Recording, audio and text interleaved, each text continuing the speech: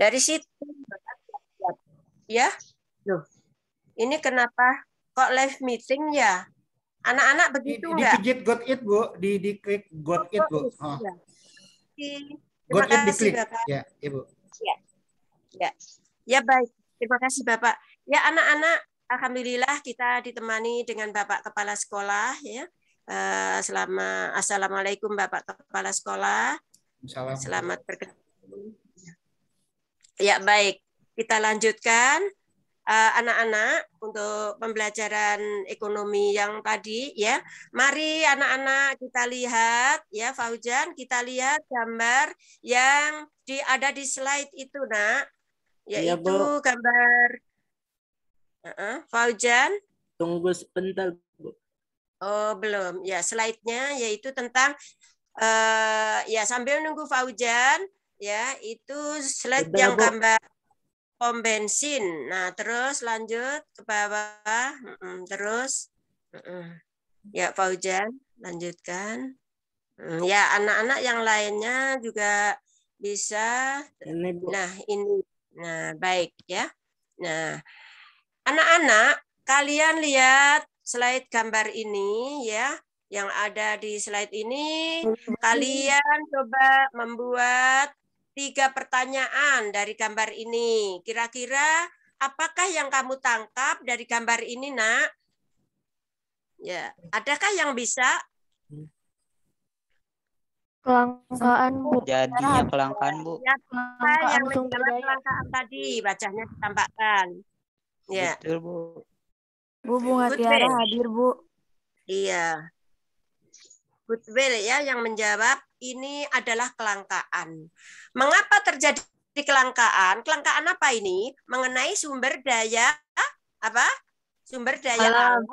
Sumber daya alam menipis, Bu. Daya alam. Iya, ya Fauzan bagaimana Fauzan? Sumber daya alamnya menipis. Nah, ada lagi yang bisa menjawab selain Goodwill? Nih.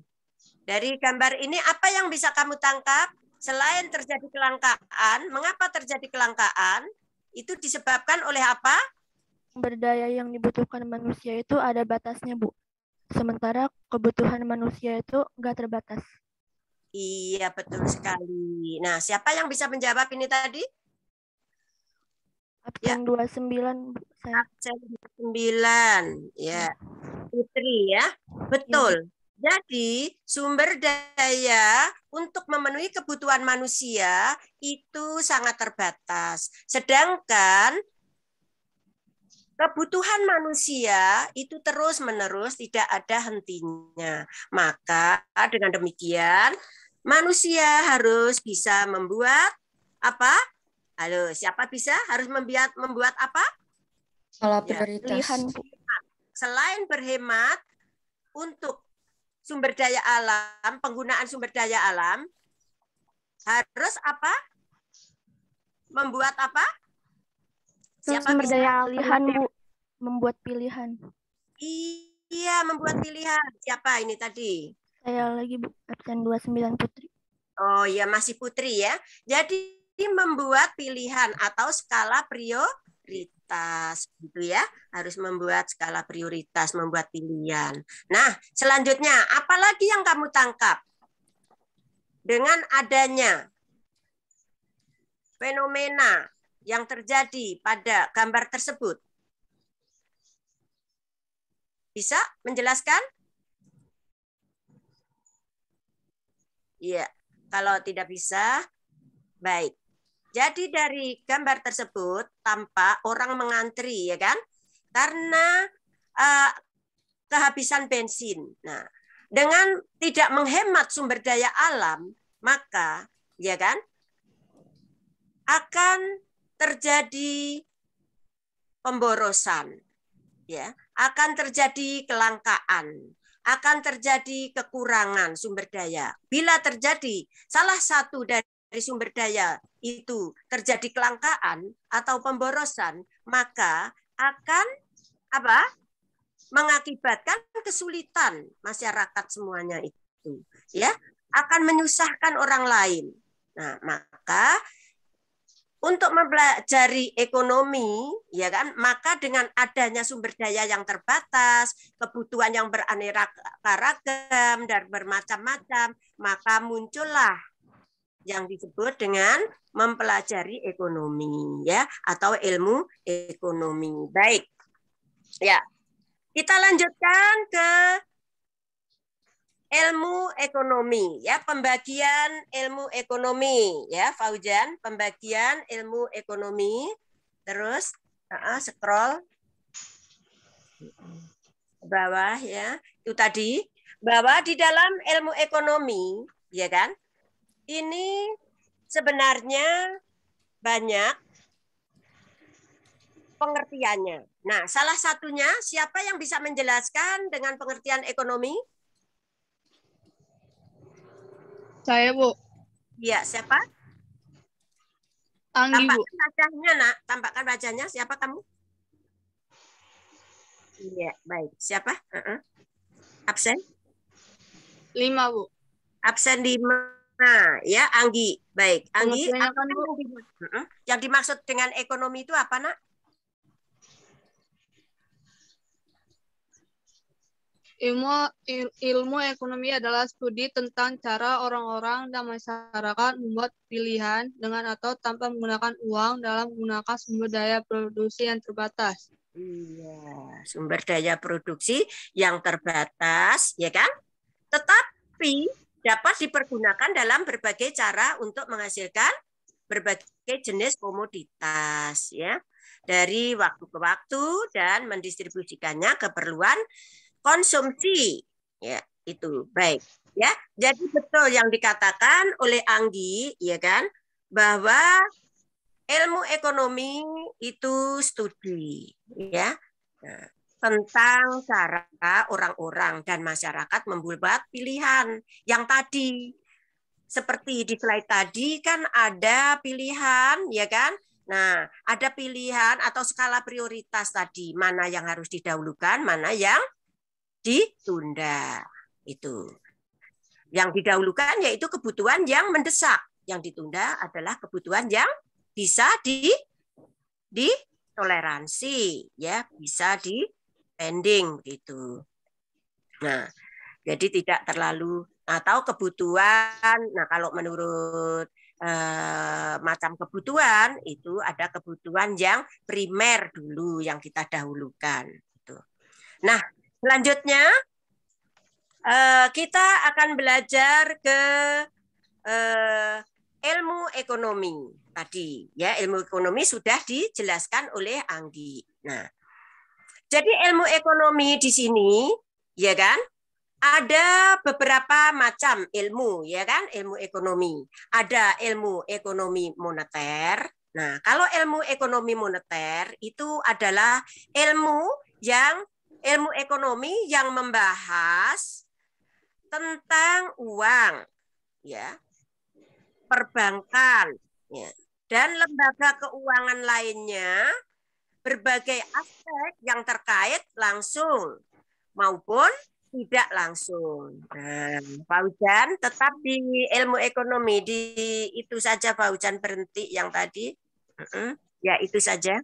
Nah, Ibu jelaskan dulu, Fauzan berhenti aja di situ. Nah, lanjut. Selanjutkan yaitu ilmu ekonomi publik, ya. Apa sih ilmu ekonomi publik? Ilmu ekonomi publik adalah cabang-cabang ilmu ekonomi yang membahas tentang kebijakan pemerintah dalam perekonomian. Hal-hal yang dibahas pada ilmu ekonomi antara lain ada APBN, itu dalam ilmu ekonomi publik. Ada APBN. Kemudian ada APBD, utang pemerintah, pajak, dan retribusi. Ini yang dipelajari dalam ilmu ekonomi publik, ya. Kemudian juga ada ilmu ekonomi industri. Ada ilmu ekonomi industri itu apa sih sebenarnya ekonomi industri?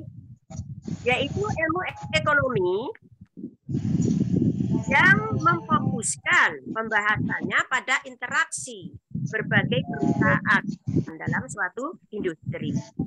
Yaitu interaksi dapat berupa persaingan usaha, kinerja perusahaan, atau kartel, pembahasan pada cabang-cabang ilmu ekonomi, ya, dan dalam ruang lingkup ekonomi mikro.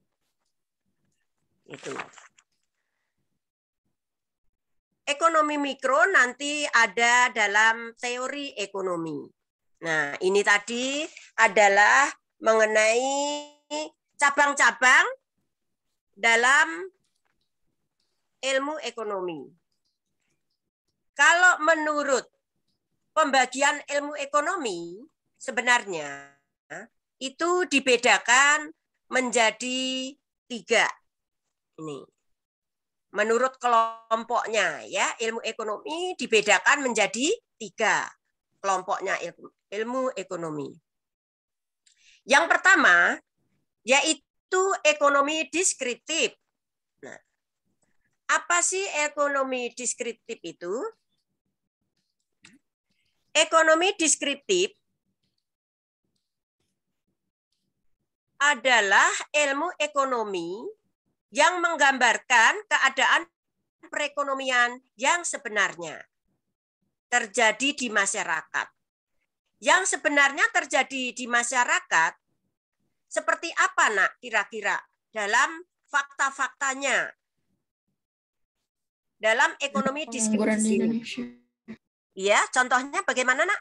Apa? Jumlah pengangguran di Indonesia. Iya, betul.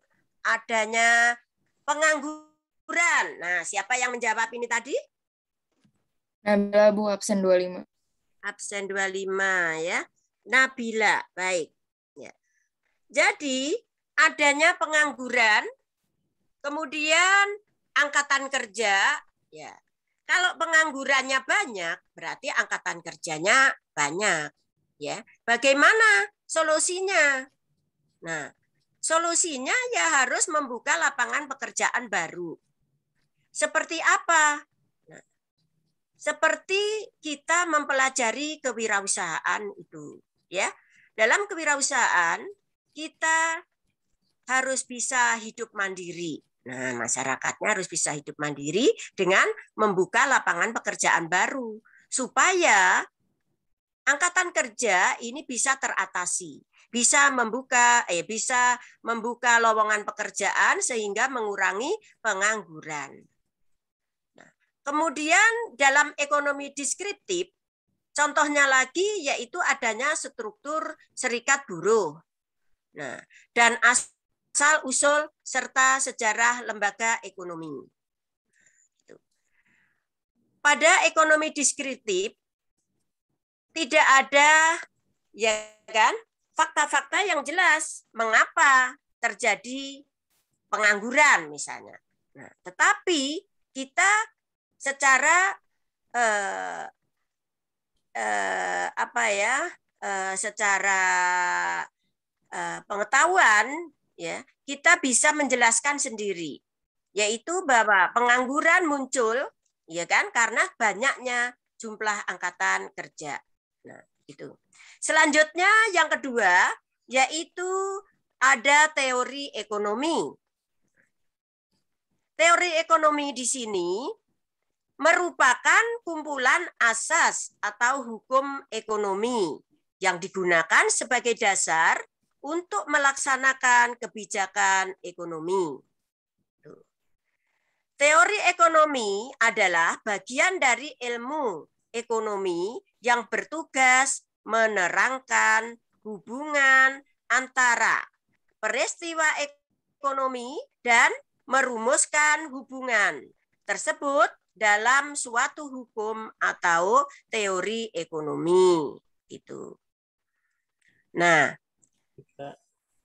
selanjutnya yaitu teori ekonomi merupakan kerangka konsep yang berasal dari data konkret yang disusun, diolah, serta diuji coba sehingga akhirnya akhirnya membentuk asumsi yang bersifat umum.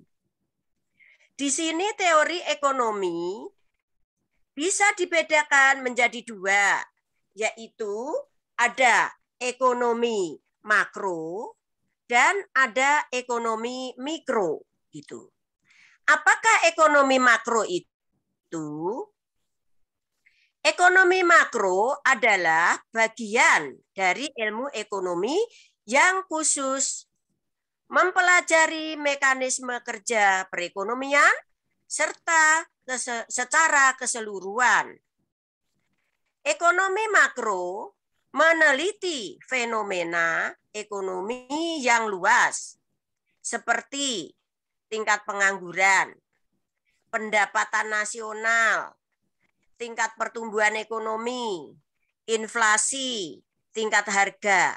Nah, fenomena yang ada di masyarakat tersebut, misalnya terjadi inflasi. Mengapa sampai terjadi inflasi? Inflasi terjadi itu karena jumlah yang beredar di masyarakat semakin meningkat. Sehingga mempengaruhi harga barang. Harga barang naik terus disebabkan oleh nilai uang yang turun. Harga barang naik disebabkan oleh peredaran uang yang semakin meningkat sehingga nilai uang turun. Dan ini akan menimbulkan keresahan juga pada masyarakat. Ini kalau terjadi inflasi, ya, itu. Ini yang dipelajari dalam ekonomi makro. Kemudian tingkat harga. Nah, tadi tingkat harga yang meningkat terus juga akan menyebabkan keresahan. Nah, kebalikannya, ya, sebaliknya sama apabila terjadi deflasi, ya. Apabila terjadi deflasi juga sama, ya, akan meresahkan masyarakat. Kebalikannya, uang yang beredar di masyarakat itu sedikit, nilai uang naik, harga barang naik juga, harga barang turun begitu. Jadi ini adalah kebalikan dari inflasi tadi. Kemudian contohnya pendapatan nasional. Pendapatan nasional ini ada hubungannya dengan apa? Jumlah tenaga kerja tadi, pengangguran. Kalau jumlah pengangguran banyak, pendapatan nasional juga menurun. Karena pendapatan nasional itu diperoleh dari jumlah pendapatan keseluruhan seluruh penduduk, ya kan? Ditambah semua itu, terus dibagi jumlah penduduk itu. Nah, kalau jumlah penduduknya banyak yang menganggur, nah akhir-akhir ini kan terjadi apa, Nak? Ini fenomena di masyarakat kita terjadi apa, Nak? Ada apa ini? Pandemi. Ya, pandemik. Di masa pandemik ini banyak perusahaan yang tutup, ya kan? Banyak perusahaan yang tutup. Para pekerja dirumahkan sementara. Kita juga tidak boleh ke sekolahan. Maka pendapatan dari para pedagang, pendapatan dari para pekerja, pendapatan yang bekerja, ya kan? Di mana itu perusahaan, karena perusahaannya juga hanya boleh, ya kan? Boleh dibuka tetapi 50% misalnya. Nah, ini juga mengurangi tenaga kerja. Dengan demikian pendapatan masyarakat akan menurun. Dengan pendapatan masyarakat yang menurun, maka pendapatan nasional pun akan menjadi menurun juga gitu. Nah, bagaimana dengan tingkat pertumbuhan ekonominya? Tingkat pertumbuhan ekonominya juga tidak meningkat. Akan terpengaruh juga tingkat pertumbuhan ekonominya, ya. Itu. Jadi juga akan apa? Berpengaruh. Kemana berpengaruhnya? Ya, karena pendapatan yang berkurang. Bagaimana akan tumbuh? Karena pendapatan masyarakat pun berkurang, tidak punya tabungan, tidak saving, ya. Tidak ada pendapatan, tidak bisa menabung, maka pertumbuhan ekonomi juga akan tersendat gitu. Baik, anak-anak. Untuk mengatasi hal ini bagaimana seharusnya? Ya. Untuk memahami peristiwa ekonomi dan merumuskan serta memperbaiki hal ini harus ada kebijakan dari pemerintah begitu. Kebijakan ekonomi ya itu yang akan diberikan oleh pemerintah seperti apa? Ya, harus ada pemerintah membuat suatu kebijakan gitu. Nah, selanjutnya setelah kita belajar dalam ekonomi makro, ya kan? Yaitu ekonomi yang mempelajari secara luas tadi. Nah, sekarang kita akan belajar tentang ekonomi ekonomi mikro, ya kan? Itu tadi. Dalam ekonomi mikro di sini akan mempelajari perilaku individu dan rumah tangga. Perilaku individu dan rumah tangga produksi dalam suatu perusahaan untuk membuat keputusan mengalokasikan sumber daya yang terbatas. Nah, di sini bagian ilmu ekonomi yang mempelajari tentang perilaku ekonomi individu, bahwa di masyarakat terjadi beberapa peristiwa antara individu satu dengan yang lain, ini juga berbeda-beda. Maka setiap rumah tangga harus bisa mengatasinya. Ada kalau kita belajar di dalam sirkuler tentang hubungan rumah tangga ekonomi, itu ada rumah tangga konsumen dan rumah tangga produsen di situ. Nah, dalam rumah tangga konsumen, yaitu bahwa rumah tangga konsumen juga berusaha bagaimana untuk memenuhi kebutuhannya. Ya tentunya dengan apa? Yaitu dengan bekerja sebagai tenaga kerja. Itu bisa memberikan jasa tenaga kerjanya ke perusahaan. Dengan bekerja, akhirnya akan mendapatkan upah, ya kan? Dari upah tersebut bisa memenuhi kebutuhannya sehari-hari. Gitu, itu untuk rumah tangga individu. Ya. Perilaku rumah tangga individu. Kemudian yang di perilaku rumah tangga produksi atau perusahaan, di situ juga akan berusaha bagaimana cara pemenuhan kebutuhan rumah tangga perusahaan itu. Bagaimana cara mendapatkan bahan baku yang diperoleh, bagaimana bisa memproduksi produk yang bagus, yang berkualitas baik agar bisa diterima oleh siapa? Konsumen, ya agar bisa diterima oleh langganannya begitu. Karena konsumen di sini sebagai konsumsi dari hasil produksi. Konsumen sebagai konsumsi sebagai hasil produksi, yaitu dengan cara membeli di pasar. Nah, jadi dari hasil produksi rumah tangga produsen tadi setelah menghasilkan produk, ya kan, akan dijual ke pasar begitu. Setelah dijual, maka ya dikirim ke rumah tangga perdagangan. Setelah dijual ke rumah tangga perdagangan, perdagangan pun akan mengirimkannya ke rumah tangga konsumen. Gitu.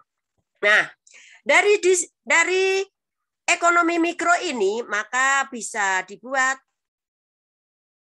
rangkaian sirkulasi antara rumah tangga produsen dan rumah tangga konsumen. Di sini saling membutuhkan, gitu. Timbal balik.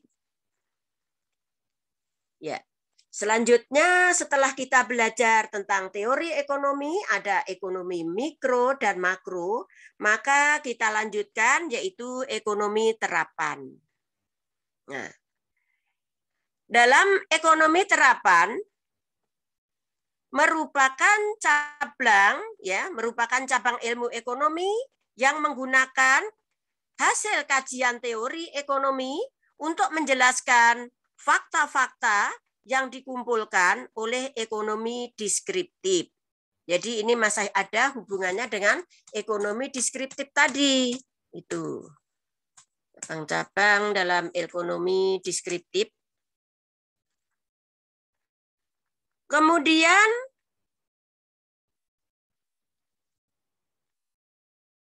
di sini berbeda dengan ekonomi murni yang berkaitan dengan teori secara abstrak.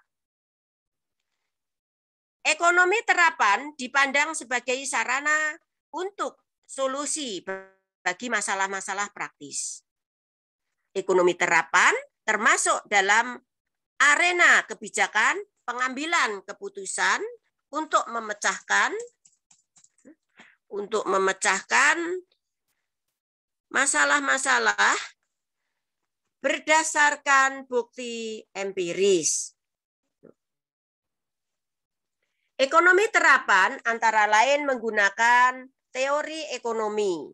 Jadi pengukurannya dengan metode analistiknya yaitu menggunakan metode analisis statistik serta ekonomi metrik atau menjelaskan fenomena ekonomi dan untuk menginformasikan kebijakan ekonomi. Ekonomi metrik adalah seperangkat metode statistik yang memungkinkan ekonomi menguji atau memungkinkan ekonom menguji hipotesis dengan menggunakan data dari lapangan. Contohnya yaitu hipotesis yang diuji adalah pengaruh harga minyak dunia terhadap nilai dolar Amerika Serikat. Atau kebenarannya bahwa stimulus fiskal mendorong pertumbuhan ekonomi suatu negara. Ekonomi metrik seringkali terkacau dengan matematika ekonomi. Perbedaannya matematika ekonomi dengan ekonomi metrik adalah matematika ekonomi membahas penerapan matematis pada aspek-aspek teoritis dari analisis teori ekonomi tanpa memperhatikan masalah-masalah statistik itu tadi. Ya, itu perbedaannya dalam ekonomi matematik itu tadi. Nah, selanjutnya anak-anak dari sini kita lanjutkan yaitu ke lanjut ya ekonomi deskriptif ya itu tadi sudah ya. Ekonomi teori ya sudah. Lanjut pada prinsip. Nah, oke. Prinsip kegiatan, motif, dan politik ekonomi. Prinsip kegiatan dan politik ekonomi. Di sini kita akan melihat, ya, mari kita lihat. Prinsip ekonomi adalah dasar berpikir untuk mencapai tujuan tertentu dengan pengorbanan sekecil mungkin. Nah, ini kalau dulu kita berprinsip mengenai apa sih prinsip ekonomi, yaitu mencapai hasil yang semaksimal mungkin dengan pengorbanan yang sekecil-kecilnya. Tetapi untuk sekarang tidak mungkin akan terjadi prinsip ekonomi seperti itu, ya kan? Nah, seperti itu tidak manusiawi juga, ya. Dengan pengeluaran yang sekecil-kecilnya untuk mendapatkan hasil yang semaksimal mungkin. Sekarang tidak mungkin, ya. Maka di sini ditekankan bahwa prinsip ekonomi adalah ya kan dasar berpikir ya, untuk dasar prinsip ekonomi itu. Dasar untuk berpikir, ya, mencapai tujuan tertentu dengan pengorbanan sekecil mungkin. Jadi kita tidak boleh terlalu boros, ya, diharapkan bagaimana untuk mencapai hasil yang maksimal begitu. Tetapi kalau pengorbanannya pasti ada, ya kan? Pengorbanannya ya sewajarnya, tidak terlalu kecil. Kalau dulu kan pengeluaran yang sekecil-kecilnya dengan mendapatkan hasil yang semaksimal mungkin. Nah, ini kayaknya sudah tidak manusiawi lagi yang seperti itu. Nah, baik. Yang kedua yaitu kegiatan ekonomi, ya. Nah, apa kegiatan ekonomi di situ? Adalah setiap langkah yang dilakukan manusia untuk memenuhi kebutuhan hidupnya, yaitu kebutuhan apa, Nak, kira-kira untuk memenuhi kebutuhan hidupnya? Itu setiap manusia akan memenuhi kebutuhan hidup seperti apa? Konsumsi yang pertama. Konsumsi, nah kita juga sebagai pengkonsumsi. Contohnya, seperti kita mengkonsumsi baju, seragam sekolah. Bukan kita makan baju, tetapi menggunakan baju. Kita mengkonsumsi sepatu. Nah, kita menggunakan sepatu, memakai sepatu. Dari mana sepatunya diperoleh? Bajunya diperoleh dari produksi tadi, produsen. Tuh. Dari produsen. Nah, setelah produsen memproduksi, maka akan dikirimkan ke rumah tangga konsumsi dengan melalui pendistribusian. Maka di sini dalam kegiatan ekonomi, konsumsi, distribusi, dan ya kan, konsumsi, produksi, distribusi ini selalu berkaitan, itu satu dengan yang lain. Orang yang mengirimkan hasil produksi dari produsen hingga konsumen disebut apa, Nak? Kira-kira siapa bisa? Distributor, Bu. Iya, baik. Siapa itu yang menjawab? Jessica, Bu, absen 18. Absen 18, baik. Ya. Distributor itu adalah betul orang yang mengirimkan hasil produksi dari produsen hingga ke konsumen, gitu.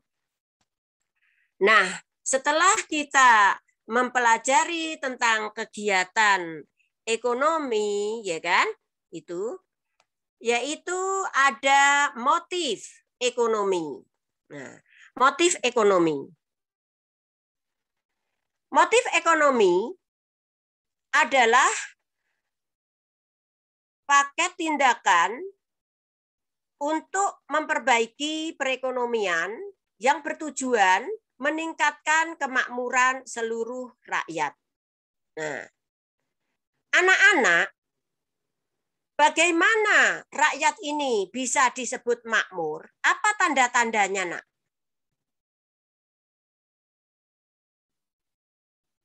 Ya.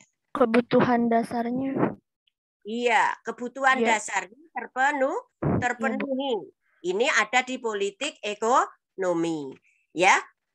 Kemakmuran akan meningkat apabila kebutuhan dasarnya terpenuhi.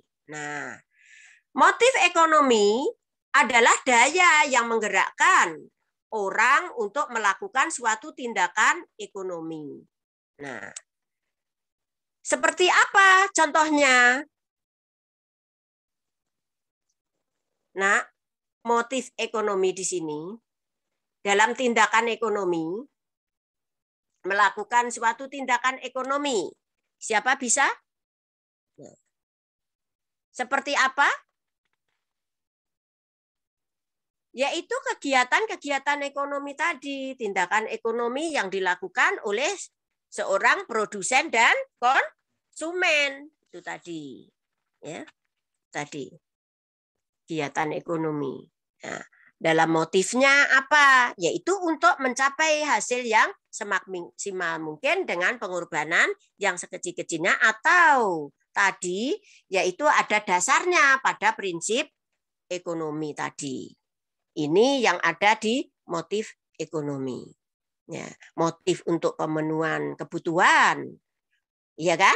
Motif ini adalah untuk memenuhi kebutuhan hidup, memperluas usaha, mendapatkan penghargaan dari lingkungan sekitar, ingin berkuasa di bidang ekonomi, ingin membantu sesama. Nah, ini motifnya dalam motif ekonomi, ya, itu. Jadi bahwa di dalam kehidupan ini sebenarnya kalau menurut motif ekonomi ternyata di luar sana, ya kan? Ini kehidupan itu seperti bersaing, ya kan? Bagaimana kita untuk saling memenuhi kebutuhan hidupnya, ya, berpacu begitu, yaitu dengan bekerja untuk memenuhi kebutuhan hidupnya, yaitu termasuk memperluas usaha. Sudah punya usaha, buka cabang-cabang lagi, itu adalah motif ekonomi. Kemudian mendapat penghargaan dari lingkungan sekitar. Nah, kita juga berpacu untuk mendapatkan penghargaan. Nah, kalau di kelas dari guru, kalau di luar yaitu penghargaan untuk menjadi masyarakat yang terbaik dalam pemenuhan kebutuhannya dan bisa mengatasi masalah ekonomi lingkungan sekitar. Kita akan berbuat bijaksana kepada pegawai-pegawainya. Nah, kita akan berbuat yang dapat dipercaya, jujur, nah, dan sebagainya. Ini untuk mendapatkan penghargaan dari lingkungan sekitar atau mendapatkan kepercayaan, ya, itu memang sulit. Tapi sebenarnya tidak terlalu sulit kalau kita ini cirinya adalah berbuat jujur begitu. Jadi dimanapun kita berada harus jujur. Kalau kita nanti menjadi pengusaha sukses juga harus yang jujur. Seperti contohnya pengusaha di bidang perdagangan jangan sampai mengurangi timbangan. Nah, salah satunya begitu. Kalau di usaha di perusahaan jangan sampai terjadi korupsi begitu. Nah, ini akan mendapatkan penghargaan dari lingkungan sekitar. Kalau mendapat penghargaan dari lingkungan sekitar itu sudah enak, ya, itu berarti kita dipercaya. Kalau sudah dipercaya, nah berarti kita mudah untuk menjalankan usaha. Gitu. Intinya karena kita ini kalau belajar ekonomi ya, kita dimanapun berada bisa menservis, ya, bisa menservis orang ataupun diri kita sendiri.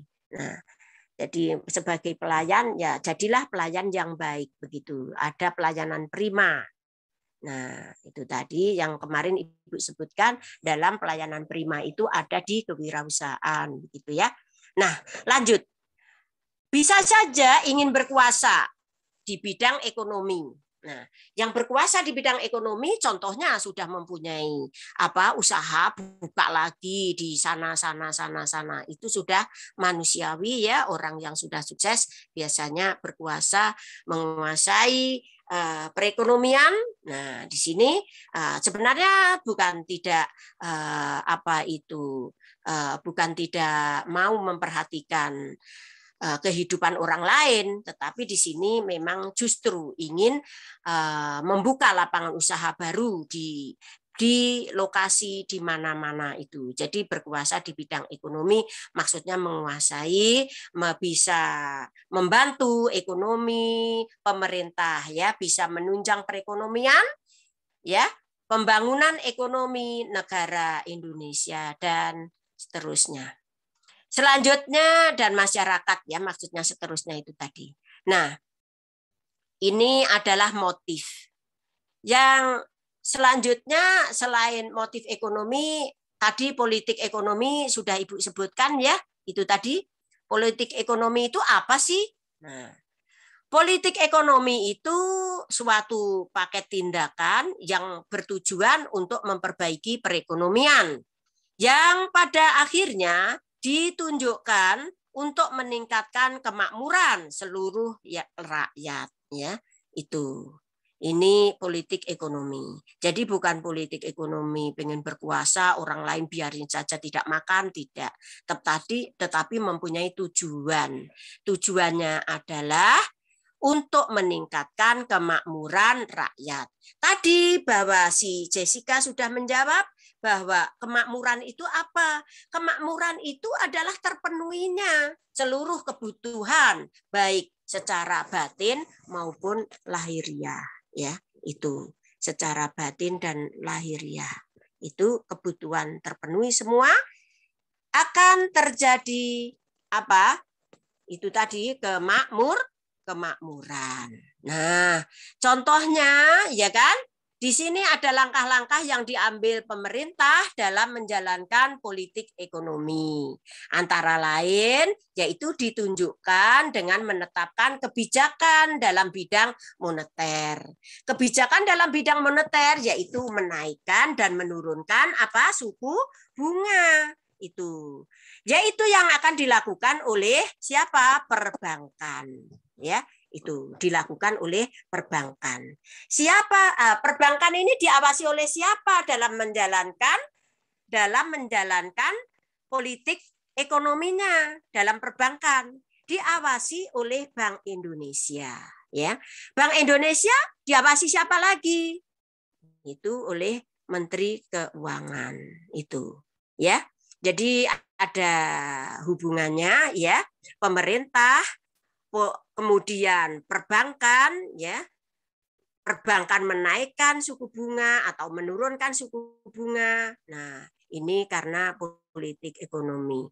Karena mengapa politik ekonomi dilakukan dalam perbankan? Yaitu untuk menghindari terjadinya inflasi maupun deflasi. Itu.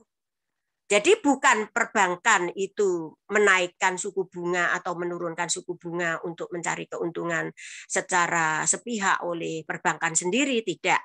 Tetapi untuk melindungi masyarakat juga. Mengapa suku bunga dinaikkan dan diturunkan?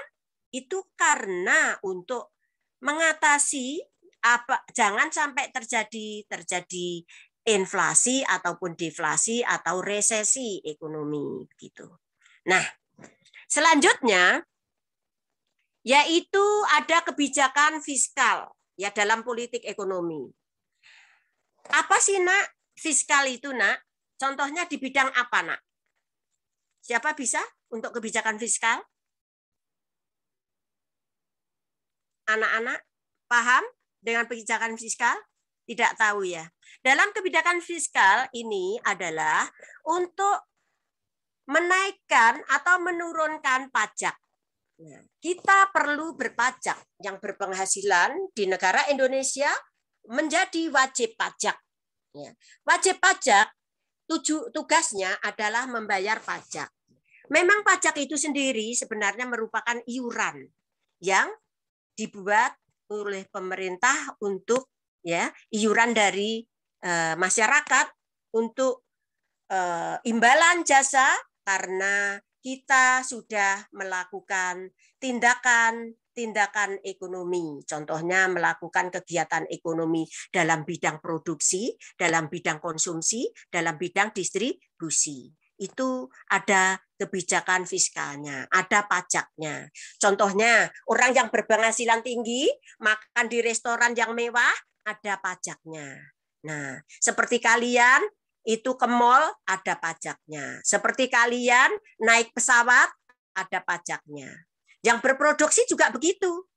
Karena produksi menghasilkan produk, ini juga dipungut pajak.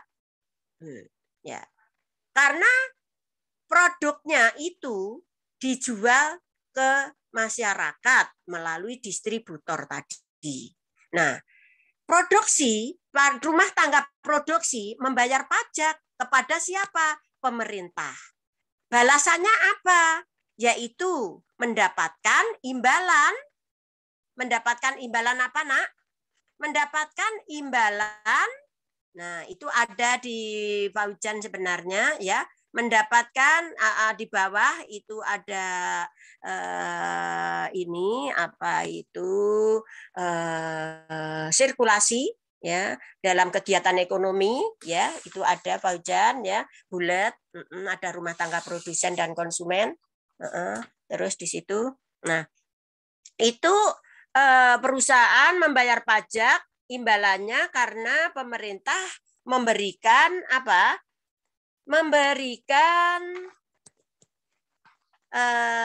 Bu, maaf Bu.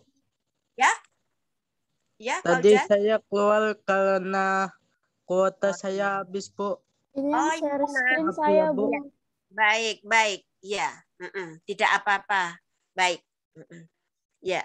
Oh, tadi kamu keluar, ya, nak, nggak apa-apa, baik. Selanjutnya yaitu karena kita belajar mengenai pajak, ya kan? Pajak itu tadi adalah imbalan dari masyarakat dan perusahaan kepada pemerintah, ya, yang telah pemerintah pun memberikan kebijakan-kebijakan dalam pemberian misalnya pembelian bahan baku. Kalau bahan baku perusahaan misalnya sulit, pemerintah juga ikut mengatasi kesulitan untuk mendapatkan bahan baku tersebut gitu. Nah, selanjutnya yaitu ada ekspor dan impor ya. Nih, ekspor dan impor. Ekspor dan impor. Kalian tahu apakah yang dimaksud ekspor? Anak-anak bisakah menjawab? Ekspor itu apa sih? Mengirim barang, Bu. Mengirim barang dari dalam negeri ke luar negeri. Ya, mengirimkan barang dari dalam negeri ke luar negeri. Nah, berhenti di sini. Nah, yang tadi sirkulasi. Mengirimkan barang dari dalam negeri ke luar negeri. Ini adalah ekspor. Barang apa? Hasil produksi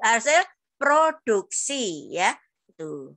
Makanya kalau kalian nanti menjadi pengusaha sukses bisa mengirimkan hasil produknya ke luar negeri. Nah, itu disebut ekspor ya. Tuh. Selanjutnya apabila kita bisa mengekspor, maka pendapatan nasional menjadi meningkat ya. Tuh, karena ada pajak-pajak luar negeri berarti masuk begitu.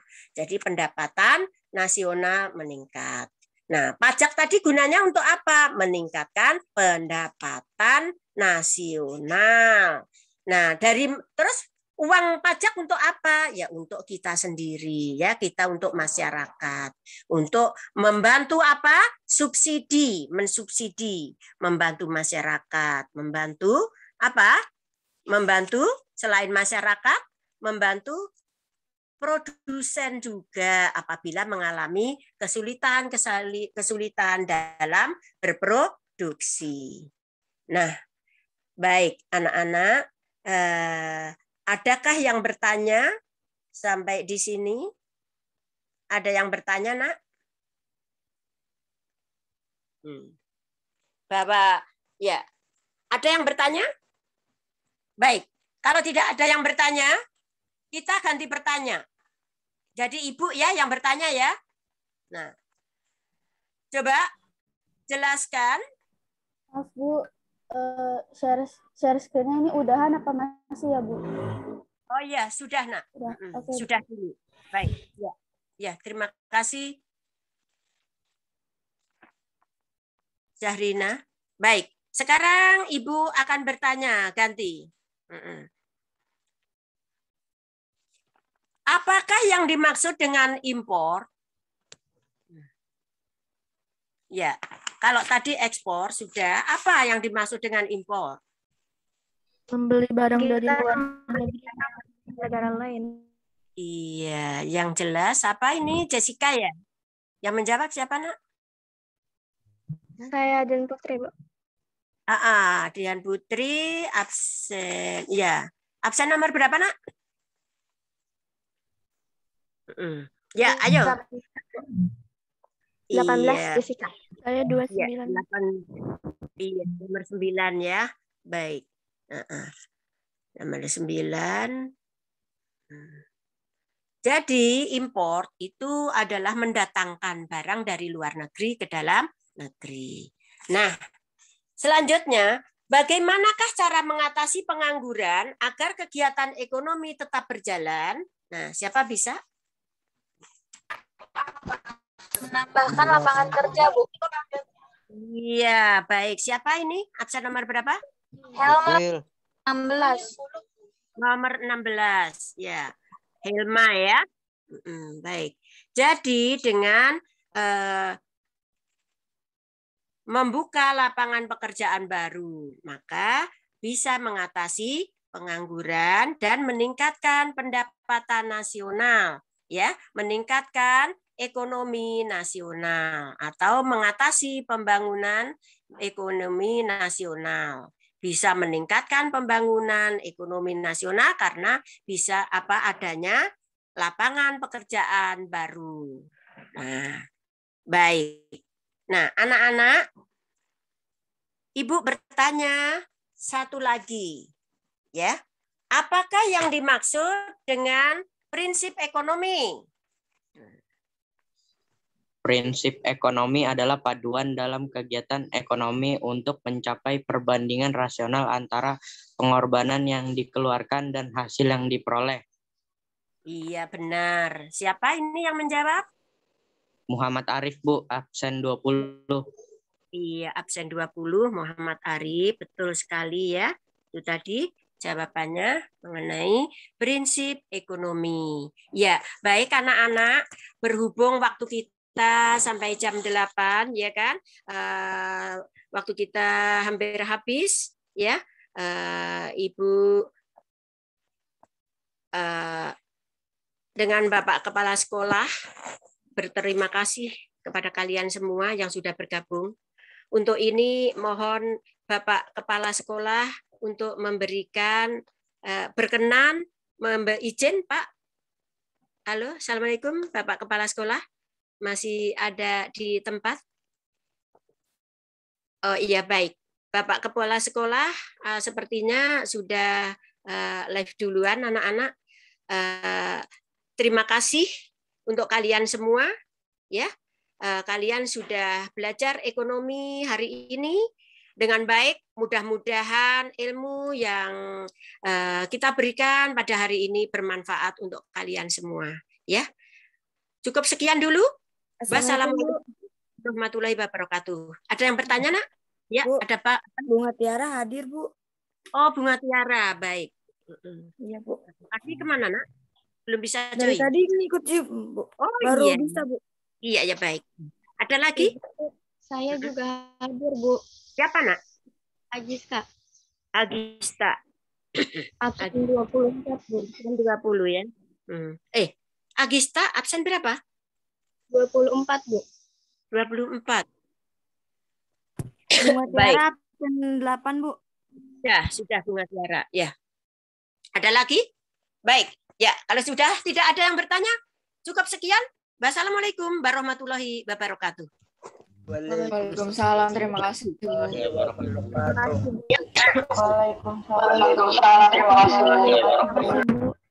Ya, sama-sama, Nak. Terima kasih anak-anak. Ibu live dulu ya, Nak. Karena akan ke kelas lain. Maaf yang tadi ya, Bu.